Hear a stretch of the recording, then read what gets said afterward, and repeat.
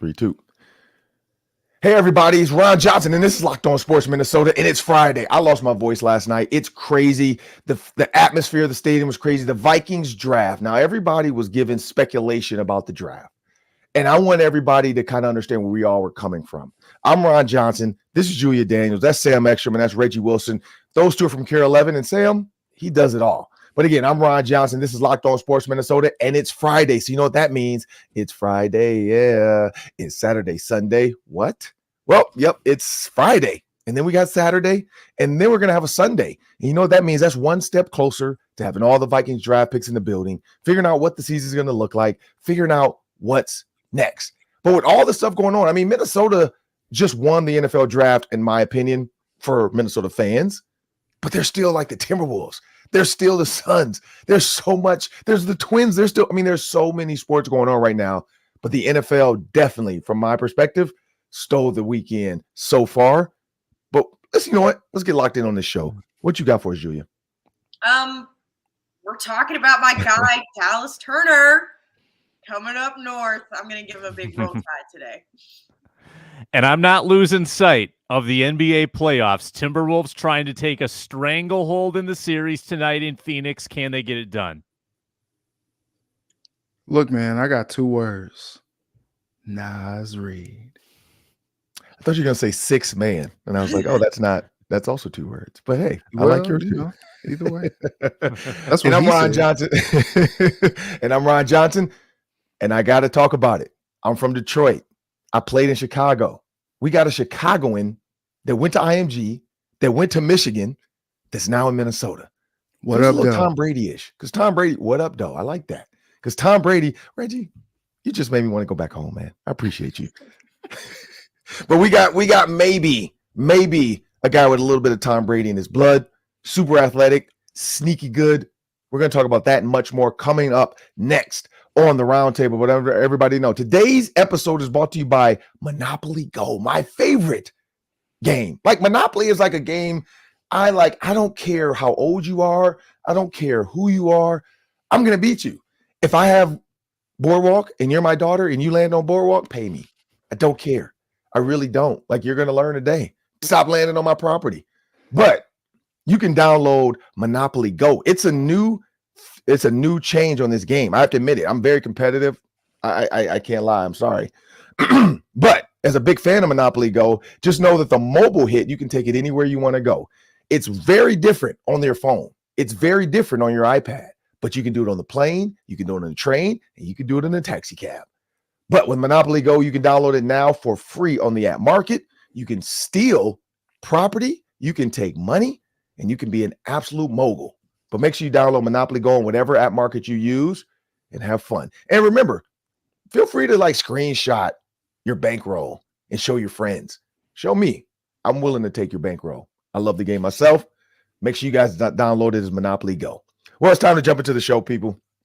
I'm going to kick it off. The Vikings did something that a lot of people didn't think. And before I jump into my JJ McCarthy kind of soapbox, I want to go to each of you because everybody who had a different perspective last night, which is very cool and unique. Julia, you were at the stadium. Sam, you were on YouTube last night going live with Locked On Sports. And Reggie, you were at TCO Orthopedics Center where all the big timers are, you know, the Mark Rosens, the Reggie Wilsons, just all the big time people. So I want to understand, what that felt like as well, as you guys got a chance to hear from Kevin O'Connell and Kwesi. But first, take 10 to 30 seconds, Julia. First, what was the atmosphere like at US Bank Stadium for you? US Bank Stadium, I think they sold out all of their tickets for the draft party last night. It was insane. I'm surprised I have a voice today because I felt like I was screaming for every video and every live shot that I had over the noise of the fans. But I will say it started when Michael Penix went to the Falcons. So obviously we all had an idea, but everyone there, they were listening to what Paul Allen was saying, and there was a delay with everything. So we knew that Michael Penix was going to the Falcons, but the fans there didn't. And when they announced that, people freaked out. It was insane. And then when the Vikings traded up to the 10th pick and they picked JJ McCarthy, obviously everyone was really excited. There was an entire family there that was decked out in JJ McCarthy jerseys already. So they got their dream come true there. And then obviously the Dallas Turner pick was another another great reaction from fans. But it was nuts. People were having a good time for sure. Yeah, those were Tristan Jackson jerseys, and I was a little bit like I felt bad because I'm like Tristan's not going to get any of that because he's not technically on the roster anymore. 9 is not his, so he's going to walk back in the building if they do offer him a chance to come back for OTAs, and he's going to have to get like 89 or something because 9, it's gone, buddy. 9 is gone. It is no longer yours. But yeah, JJ McCarthy, I saw a lot of people say that, oh yeah, I found a 9 at a garage sale. Or I found a 9 at this. Like they're taking Tommy Kramer's old jersey, ripping the name off the back, and they put McCarthy on it. So 9 is in the building. You still have a quarterback here, though, in Sam Darnold. Kwesi had one idea. Kevin O'Connell had another. Reggie, what was your atmosphere like at TCO? So it was kind of sterile. I always joke about how all the beat writers, they like the silence. So like we don't get any TV, any of the atmosphere of what's going on because and last night I understood because I finally just asked him like, why do you sickos just want to have the TV off? Like this is weird. Everybody's just watching in silence. And so the beat writers are like, we got to concentrate when we write. It's very distracting when we're trying to write. And I was like, you know what? Okay, that's important. I get that. So the other room where the pressers and all that happens is where they have a TV with the sound on. So like there was only like 3 of us in there and all the other beat writers were in the other room sitting in silence. And so there was like an audible noise that I heard from the other room when Penix got taken. And then we're in the other room just like losing it. Like what Atlanta did? What? Oh my God. And of course I'm crushed because I wanted to cover the purple do-rag here in Minnesota. And so yeah, that was the atmosphere. I was crushed. That was the biggest point of that story around. And Sam, what was it like on YouTube last night? You guys were live for a while during the draft. Yeah. What were the comments? What were some cool comments, or just what was the overall kind of atmosphere? Yeah, the comments were absolutely on fire. I bet we had 1,000 during the 2-hour stream. People were like narrating their emotions as we were narrating our emotions, and there was no greater shock than when the Falcons take Penix at number 8. And like, I mean, in the moment, like everyone knew it. I've watched the reactions from whether it was the live draft in Detroit, draft shows in Atlanta, the Atlanta draft party. Everyone had the same reaction, just gobsmacked that they signed a guy for 4 years, $180 million, and then they brought in his successor with the number 8 pick in the draft. It's tough for Cousins. Now he's got to deal with this. It's tough for Penix. Is he going to start? Did he lose his opportunity to be a starter? That's tough for him. It's a weird selection, and I think everybody realized it in the moment. So the chat was on fire. I couldn't believe what I was seeing. We were trying to see if the tweets were fake. Like this can't be a real report. This must be like Adarn Schefter. This must be one of those fraudulent accounts. But no, it was legit.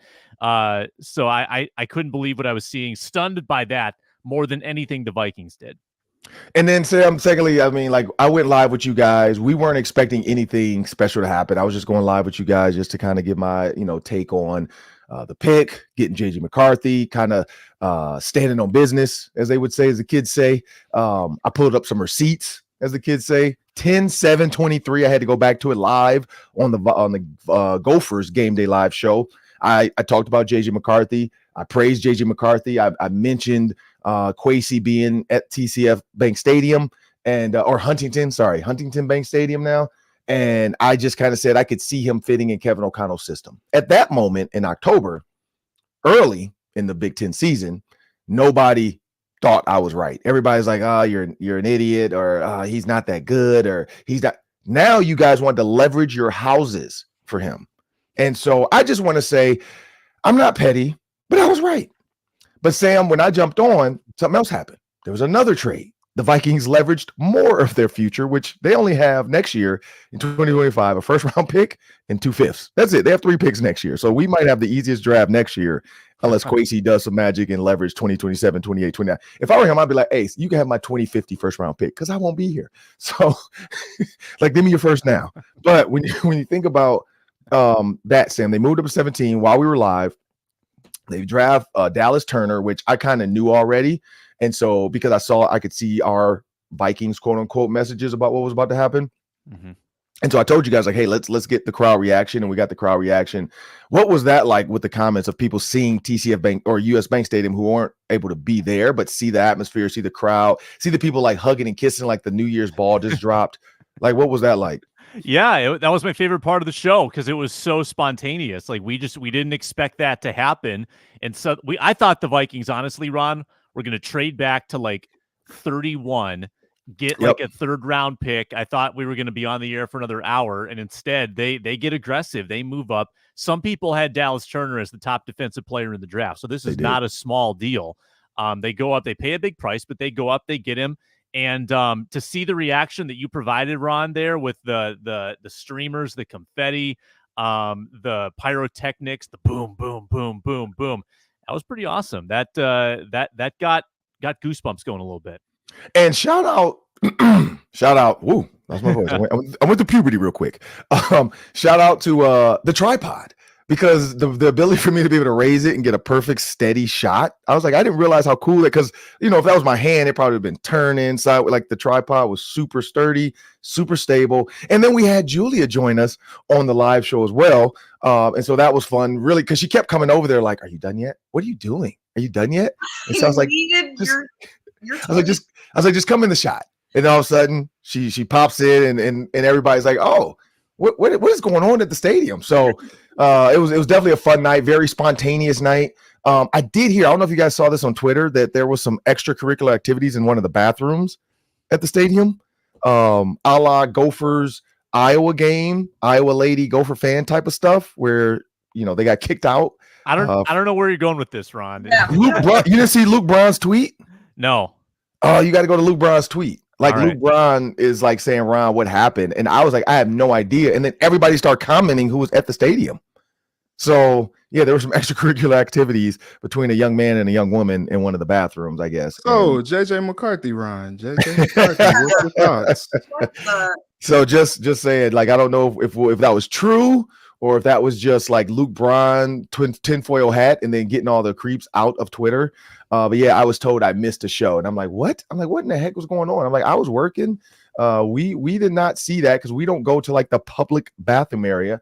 But it was a fun night. Like I met a couple new fans who were saying that they were new to Minnesota. They came over to the Fox set. They came over to the K-Fan Viking set. They came over when I was doing Locked On. Actually, people were trying to figure out what that was. They're like, what are you guys doing? Like, what is this? And so I'm like, I had to wait for you guys to not be live anymore, so I got to show them, what that looks like. And I mean, people were surprised. They're like, you can do a show from your tripod and your iPad device and your phone. And I'm like, yeah, like that's what TV magic is now. Like, we can do it all from everything. So it was a very fun, spontaneous night. Loved all the stuff. Shout out to all the sponsors, all the stuff. People weren't overserved. That was the best part too. You didn't see anybody belligerently crazy. And the Vikings didn't have to boo. There was no boo moments. And so jumping into my JJ McCarthy bit, let's be really quick. I kind of said it already. I said this in October, and I didn't say it like for fact. Like, I wasn't too sure. I just know when I saw him warm up and he looked me eye to eye. My cousin is Makari Page, who plays for Michigan. He's about 6'3.5", probably 6'4", safety. And him and JJ standing next to each other, that's the only reason why I realized that, we're close in height. And so when they both came over, I'm talking to him, I'm talking to the receivers coach, Ron Bellamy, and I'm like, yo, this dude is like, this is a big dude. And Gabe brought this up to me yesterday when we were doing the Vikings postcast after the draft for the Vikings Entertainment Network. It's going to be on Vikings.com later today. Gabe was like, do you remember what you said to me? And I was like, nah, man, I don't, like, come on, man. That was a long game. That was a long time ago. Because I forgot I invited Gabe and his brother to the Michigan game. So I got him sideline passes. Shout out to PJ Fleck for hooking that up. I had to say it was a Viking coming, though. Of course, they were like, oh, sure, we'll take care of those guys. So I told them, some Vikings guys were going to come. Can I get some sideline passes? So they hooked us up. And Gabe said when I walked back off the field to him to the sideline, he said, the first thing I said was, yo, that JJ McCarthy dude's a big dude. I don't even remember saying that, but I believe it now because, I mean, he is legit 6'3.5", 210 pounds. I know he's slimmed down, they said, to get, faster for the combine, but he wears the rib cage. He's going to play bigger. I think for the Minnesota Vikings, they got the right pick. I think the only thing that was weird to me was Kevin O'Connell's like, well, we'll see what happens. And Kwesi's like, nope, he's sitting for a year. So we'll see where that goes, because coach and GM are gonna have to get on the same page. But I would not be mad about JJ sitting for a year. And I think I alluded to that with Sam. I think before I might have texted Luke, and Luke was like, what do you know? Well, I kind of knew they weren't trading back, or sorry, trading up far. But I did know a trade was coming, possibly. We just didn't know when. We didn't know what team. We didn't know how it was going to work. And I also did know that the thought was Sam Darnold can start for us, because what I was told was, hey, be prepared to talk about, because I did a fan interaction thing at the stadium right after the pick, after Kwesi and Kevin spoke. And like the cue cards they gave me was like, talk about what it's like for a top first round pick to sit for a little bit. So I had to talk about Patrick Mahomes. I talked about Aaron Rodgers, and I talked about what's his name, Jordan Love. So I think the Vikings do have a plan. I think Kevin O'Connell has seen it. He see what we sees. Like, he's young. He understands. These old guys are curmudgeons, and they're going to be like, no, it's my way. Kevin's like, I've seen these guys sit for a little bit, become good. So that's where I go. I went a little long, but I had to make sure everybody knew I had the receipts. But Julia, what do you think about that pick really quick? Because we're going to go quick. We want to get you to be able to talk about Dallas Turner. But what is your thoughts about the pick of JJ McCarthy quick? Yeah, I think it'll be interesting to see how they develop him too. I think, yes, he won a lot of games, obviously, but I don't think I was ever like blown away by his abilities. But I think it'll be interesting to see how he and Kevin O'Connell work together, and also him being under a quarterback like Sam Darnold, and how they decide to go about that. If he does sit for a year, I think that would be good for him. I don't always think it's a good idea to throw a rookie to the fire right away, unless it's absolutely necessary. But I think that this could work out really well for the Vikings. And it seems to me, I saw Kevin Seifert or somebody tweeting about how JJ McCarthy had said, you know, I would have waited forever I would have waited 2 days for the Vikings to give me a call, because that's where I wanted to be. But we'll see how this works out. I think that this is it looks good for the Vikings so far. But again, I mean, you have to be a realist too when you're in my spot, and you have to think about, like, when your draft is so exciting, but you really never know how these things are going to pan out for these really young guys. I mean, he's 21 years old. I will say, Julia, if he went to Alabama, you would be saying something different right now. If he was an Alabama quarterback, you would be talking his praises of how he's going to lead the Vikings to another championship, and the great line of Alabama quarterbacks. But Sam, because we're gonna get to Dallas Turner. I know everybody wants to talk about that one too, because that was a surprise. But Sam, really quick, JJ McCarthy, thoughts? Yep. So I'm split on this. I would have preferred May. I don't know if I would have preferred Penix, but I really liked Penix. I don't know, like, I feel like in totality, not having to trade the farm to go get McCarthy makes it more palatable for me. I was on record saying that he was not a quarterback I would mortgage the future for, and they didn't. And they also got another first-round pick to build around him. And I'm willing to give them the benefit of the doubt. If they feel like this was the move to make and they think they can develop him, he is only 21 years old. That, to me, is the most important stat. He didn't throw a lot at Michigan. He wasn't asked to. But he's got such a high ceiling, I think, higher than a Nix, higher than a Penix, higher than maybe, even a Jaden Daniels, because of his age, because he's not fully baked yet. Like, he's only, again, 21 years old. So if he sits for a year, he's 22. He's still younger than most of those other quarterbacks. If you look at sort of the more advanced numbers at Michigan, he was very good in the play action, was very accurate on deep throws. And he's got some mobility to him. And that's something the Vikings really valued, is making that second play. So I'm excited to see how it turns out. I'm glad this fan base has someone to rally around.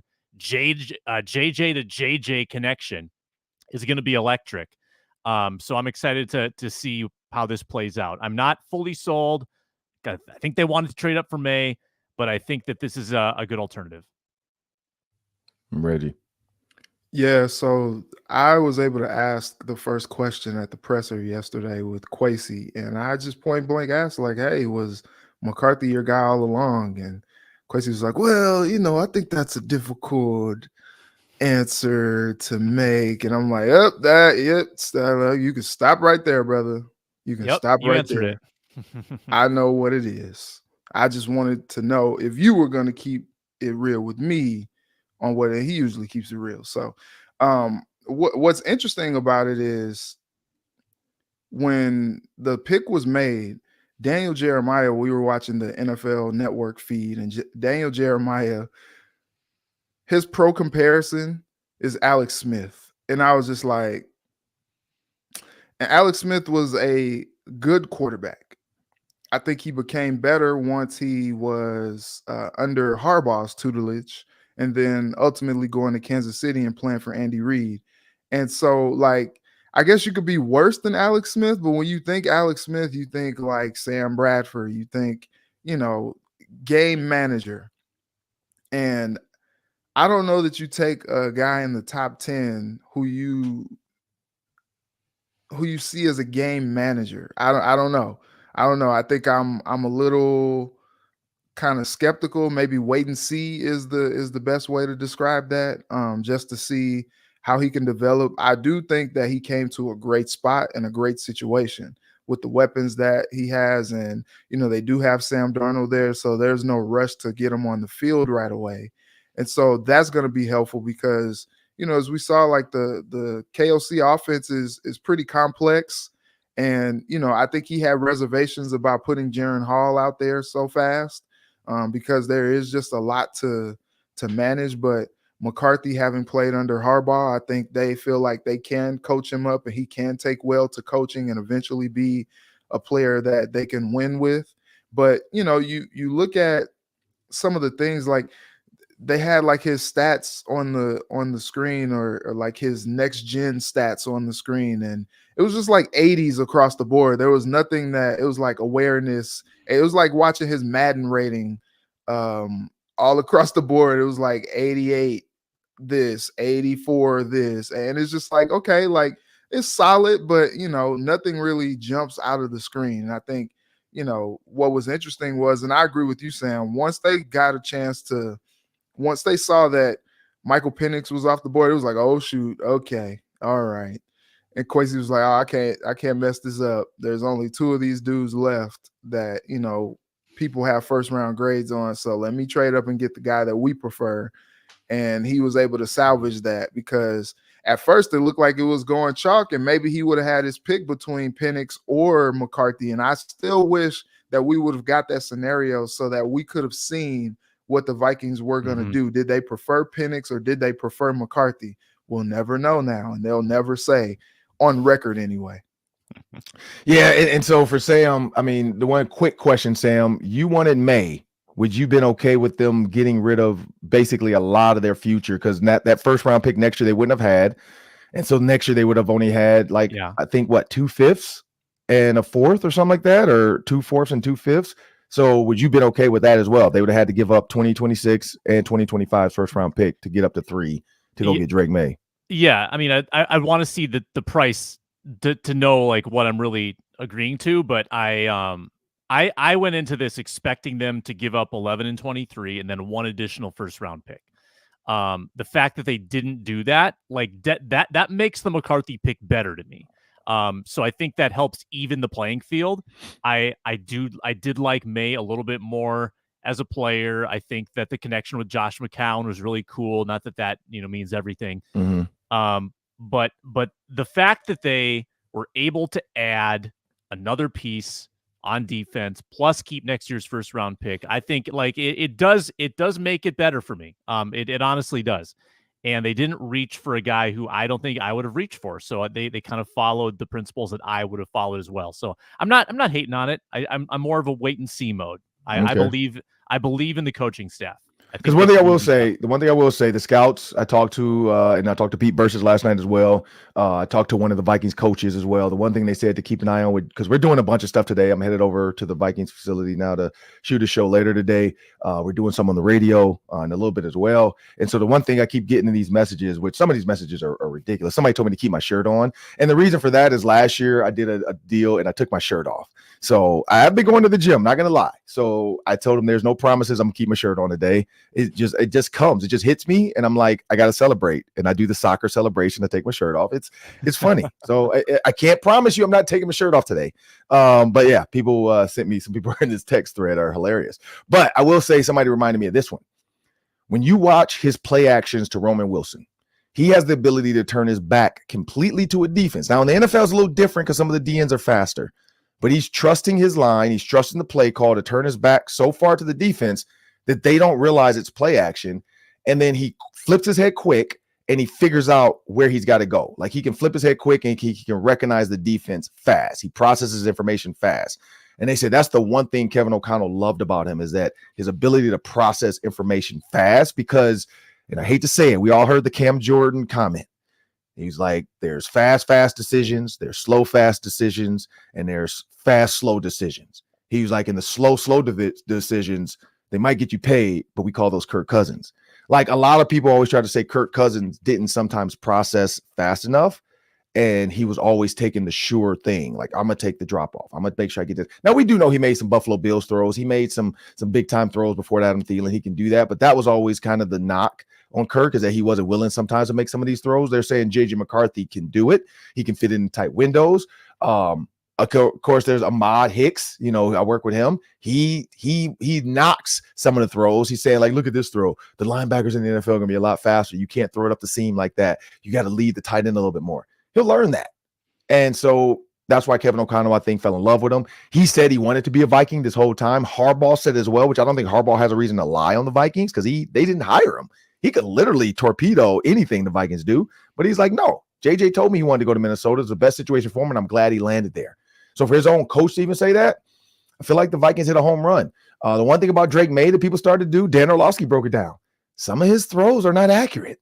Like, some of his thought processes are not accurate. He's not making the right read. And again, we all kind of trust Dan Orlovsky. So when I started to watch Orlovsky's breakdown of some of these guys last night, I could see some of the red flags people saw about Drake May. But I will say this, the Patriots totally played chicken with the Vikings. They said we want JJ, and everybody's like, oh, shoot, we got to trade up to go get you. They didn't want him. You never wanted him. You knew you wanted Drake May. Like, come on, stop playing with us. And then for Kirk Cousins, really quick, guys, I don't know if you guys saw his agent tweeted that Kirk had no idea what was going on. Just 10 seconds. The thoughts of the player not knowing what's going on, and then the memes on social media right now are killing me with the Kirk Cousins memes. Like, people are showing Jamie Foxx and Cap from Any Given Sunday saying Amir Penix is going to come in like Jamie Foxx and take Kirk's spot when Kirk gets hurt.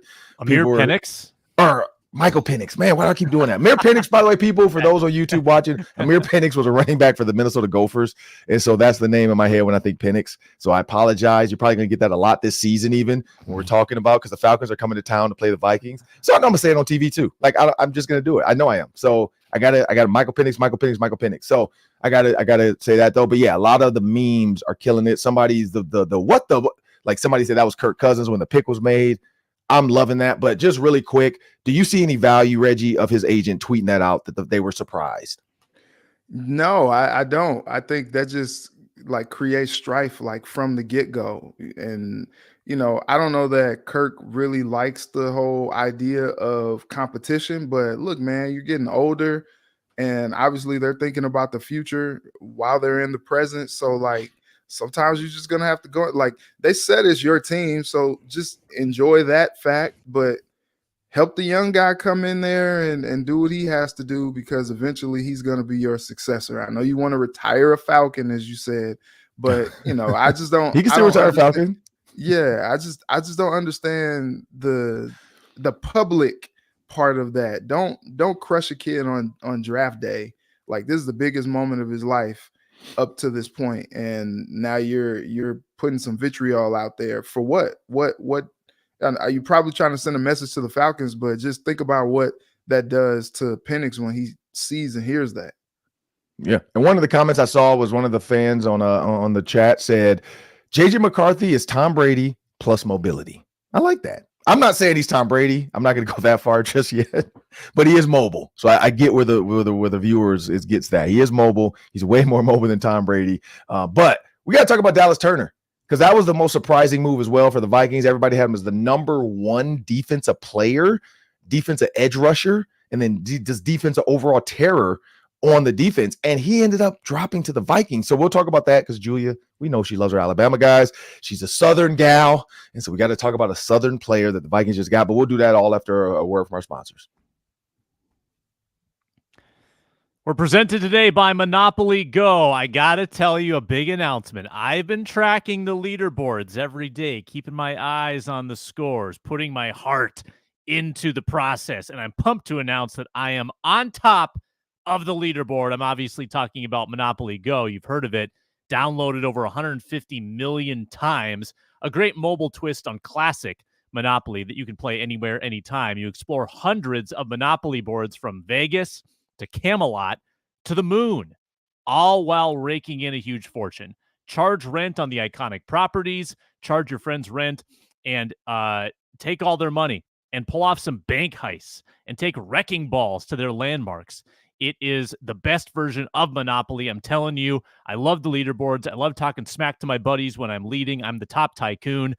Go get yourself on the charts. Download Monopoly Go now for free on the App Store and Google Play. Well, Julia, take it away. What do you think about Dallas Turner?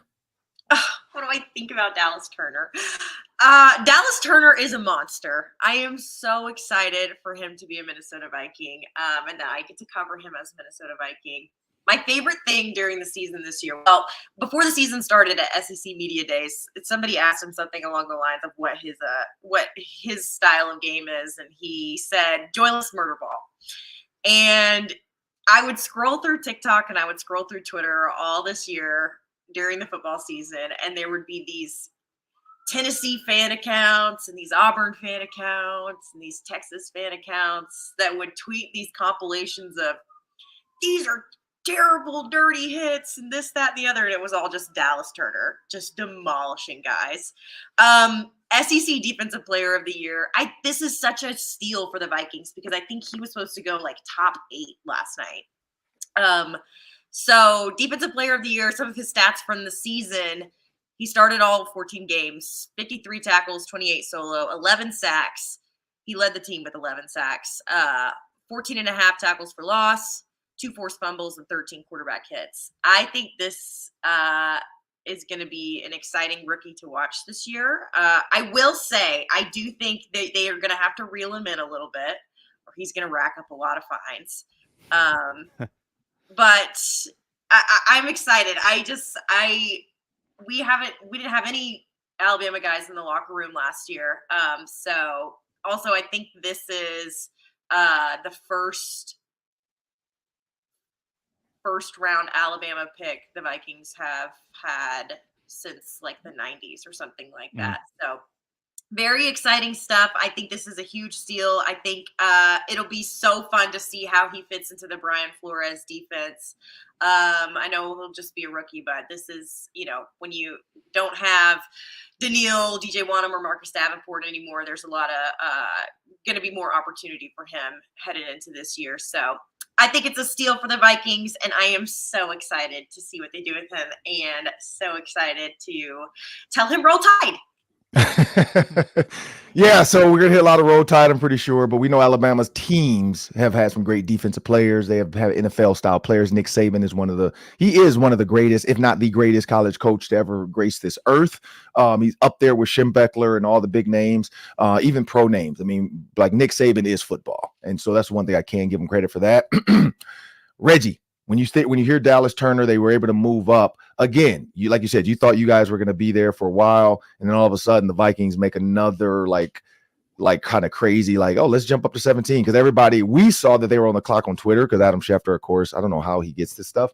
And then everybody at the stadium figured it out. That's when I went live with Sam. But Reggie, what were your thoughts on that, getting, moving up to get Dallas Turner and going to get their guy?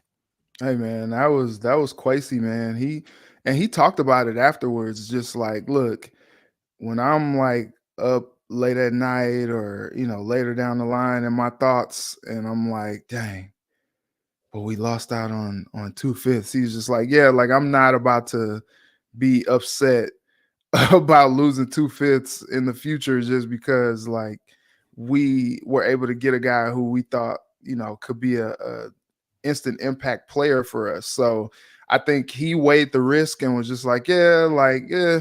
And honestly, it played into the Vikings' favor so well because there was just an absolute run on offensive players to start the 14 draft. straight. Like, it was crazy to see that. And one of my guys like mentioned, he's like, look, the Chiefs had one of the best defenses in the league last year.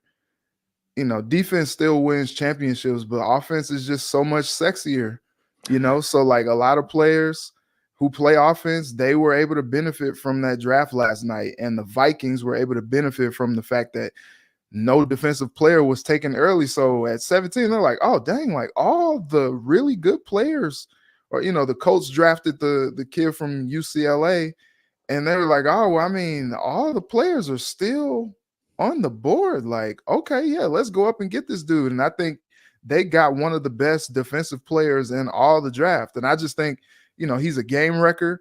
And now thinking too, when you think about Ivan Pace Jr. and Dallas Turner on the same team, two guys with the screw loose, like, and Brian Flores, who is a madman calling the defensive plays, like, you got some danger coming to opposing offenses. And, you know, they added Jonathan Grenard, Blake Cashman, Van Ginkel. Like, this team may take a considerable step, and they were already doing pretty well last year. Sam. Yeah, no, I mean, you're right, Reggie. They didn't have the depth of talent last year, and they were still a super effective defense until the final 4 games when they kind of fell off the face of the earth because they got injured. Now they've added some real players to that side of the ball. I'll be the wet blanket a little bit and say if you look at what they paid to Houston to get 23 and then combine that with what they paid to get to 17, it's a lot. I mean, they gave up Alex a was talking second, about last night, a fifth, a third next year, a fourth next year. It is an overpay to go up to 17. However, I think that if you're not giving up a first round pick and you get a player who's going to be a stalwart, a foundational piece of your defense for years to come, I'm okay with that price as long as you're protecting your best assets, your first round picks. I'm okay with this for the value they got with Dallas Turner, because this is a player that I think in a lot of mocks could have conceivably gone top 10. Arif Hassan had him as the number 1 defensive player on his consensus board, which compiles all of the rankings around, you know, the Draft Nation. So it's a very good value pick. Now, they did give up a lot to get there, but this is an important movement for the Vikings to finally get some young pieces on that defensive line in the pipeline, because they've been filling spots with free agents, older players. They haven't had a lot of young talent there for a while. They still don't at defensive tackle. I would have loved to see a Byron Murphy, but getting an edge of this caliber, this makes them scary now. Like, he's instantly your number 3 edge rusher behind Van Ginkel and Grenard. And I think he's going to be good right away. I love what he did from his sophomore to his junior year. He had the same number of snaps from one year to the next, but he had 18 more pressures and 6 more sacks as a junior than a sophomore with the same number of snaps. I think he's going to be pretty good right away. 4.46 speed. That's insane. Yeah, we already went heavy on Vikings talk, so I'm going to keep mine short. I will just say, after talking to some of the defensive coaches for the Vikings, and then, of course, P. Burch's former coach for the Vikings, the one thing they said that was true is that he's a loose rusher. And I was like, what is that? And they basically said, just imagine having like a gummy bear that has strength. He's very loose. He can bend at the hips. He can put that hand on the ground and still bend the edge. Whereas like Danielle Hunter was not as loose. Danielle Hunter was just a freak power Greek god of power rush, but he couldn't do some of the other things that a guy with 4.46 speed can do. And that's not a knock. He fits a 4-3 scheme. Dallas Turner fits a 3-4 scheme. And so I think that's why Brian Flores now has an absolute weapon. When you think about, you can put Grenard in the 5 tech because he is bigger or stronger, or Van Ginkel in the 5 tech, and you can leave Dallas Turner in the 7, because on third down, and Pete was kind of explaining to me this too, mindset of a defensive coach, on 3rd and 7+, you're just thinking pass. There could be a draw if they're just like, look, let's punt here because it's 3rd and 7 and we're backed up on our 20. But they're thinking pass. So get the best pass rushers on the field. It doesn't matter. He said defenses now are so positionless. It doesn't matter when you think about Josh Metellus becomes your linebacker on third down. Van Ginkel becomes your 5 tech, and then Dallas Turner comes in and becomes your outside linebacker. So it's going to be fun to watch. Blake Cashman get after the quarterback. So I think they just added a weapon into this defense. I mean, think about, I talked to Josh Metellus last night, and we were joking about like Twitter and how he's been like messing with everybody in PFF and how they won't give him a position. They won't say he's the number 1 safety for interceptions because he hasn't played safety enough. He lined up everywhere. And he's like, one, I'm just having fun. And then Martin Nance, who was like, wait, what? They don't call you a safety? He's like, nah, like, and he started explaining it. But he's like, you know what? I kind of love it. He's like, because I'm creating a new part of defense in the NFL that people didn't think existed. And now they're going to have to pay me what I think I'm worth. And I was like, you know what? You're right. And so now you add another piece to this defense where Brian Flores is like a mad scientist. So I'm excited to see it.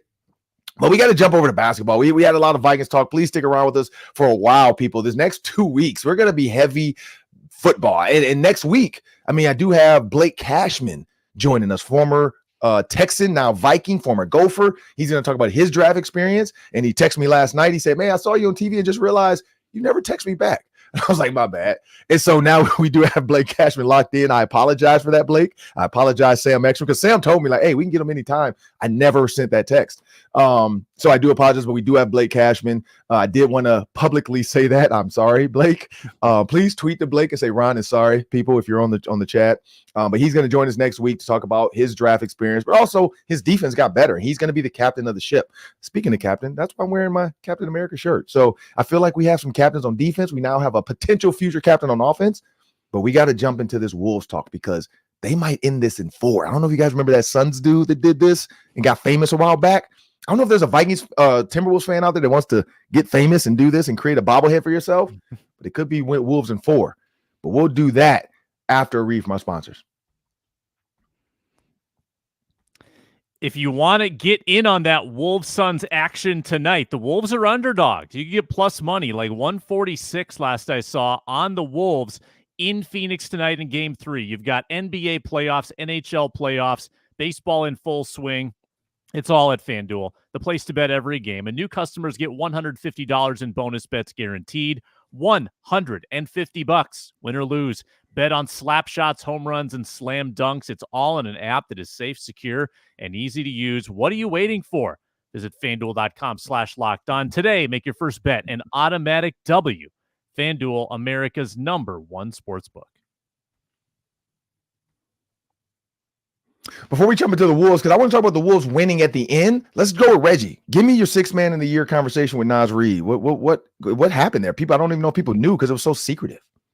Yeah, it was a really cool situation for Nas, like just him growing this cult following here in Minnesota and just really around the country. Like there was Naz Reid posters at WrestleMania. Like the dude is just, I don't know, people just really enjoy him. And it's just so funny because he's not like the most loud and boisterous type of a personality, but he just has endeared himself to people. And honestly, the jump that he's made, earning the money in the offseason that he's earned, he's an instant jolt of energy off the bench. He filled in very well for Cat once he became a starter in his absence this season, and averaged 13 points off the bench. I just think that it was the right selection to do that.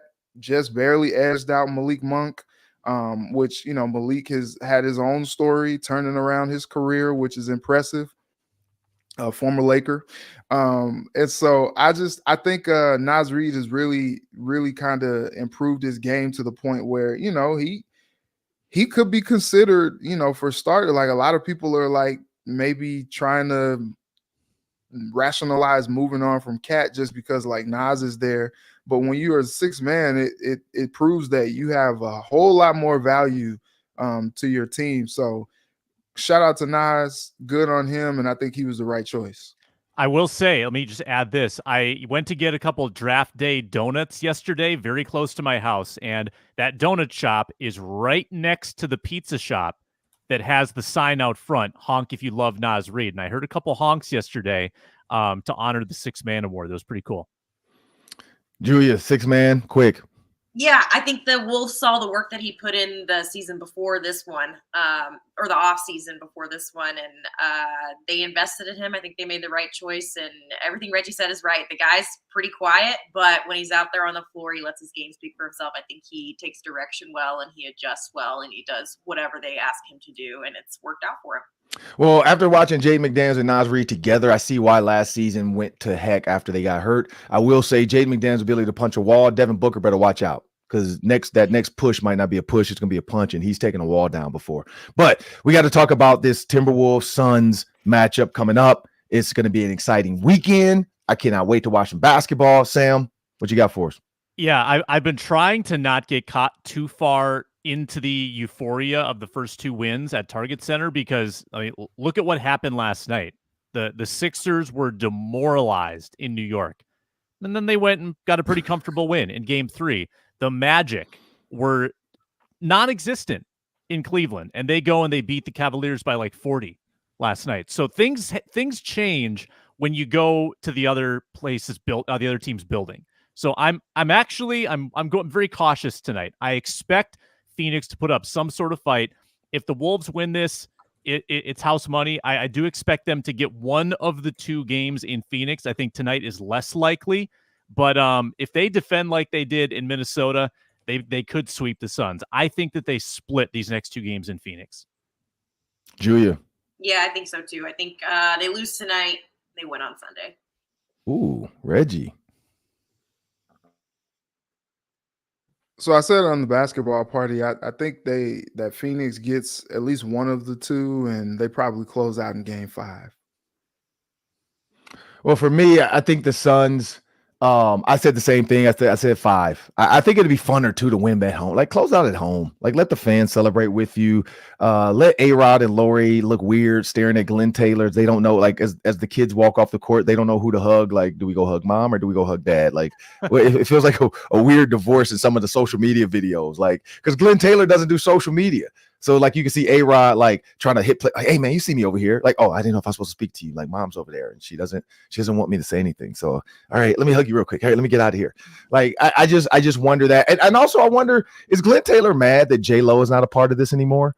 Like I feel like that was probably a stipulation. Like, hey, you can have this team, but I need J-Lo to be here. And then when he broke up with her, it was like, in the contract, probably. Yeah, it probably was something from marketing. Like she was going to have a concert at Target Center with her and Shakira. Like there's probably all kinds of stuff. And now like Glenn Taylor's not happy, but also it's 3 Billies. Like he's a chance to win a ring. But this team looks good, and I think they can win it in 5. Really quick before we get out of here, we got about a minute. I want you guys to give me a thought on this.